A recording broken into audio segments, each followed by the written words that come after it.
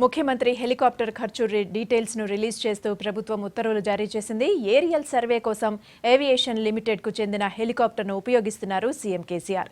3 నెలల service charge కింద 4,92,00,000ను release చేసింది ప్రభుత్వం. ముఖ్యమంత్రి ఏరియల్ సర్వే కోసం భారీగానే ఖర్చు పెడుతోంది రాష్ట్ర ప్రభుత్వం. గడిచిన సంవత్సరానికి ఇప్పటి వరకు 4 కోట్ల పైచీలకు చెల్లించడానికి అంగీకారం తెలిపింది.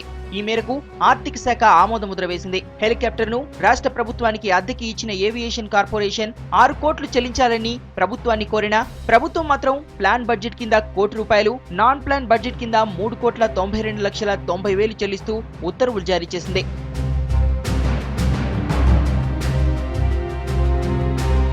వాస్తవంగా రాష్ట్ర ప్రభుత్వానికి సొంతంగానే హెలికాప్టర్ ఉండేది. నల్లారి సీఎంగా ఉన్నప్పుడు బేగంపేట్ ఎయిర్పోర్ట్ అగ్ని ప్రమాదంలో అగస్టా వెస్ట్ ల్యాండ్ కాలిపోయింది. దీంతో Telangana state aviation corporation limited కు చెందిన హెలికాప్టర్ ను నెలకు 2 కోట్ల కిరాయి చెల్లిస్తూ ఉపయోగించుకుంటోంది.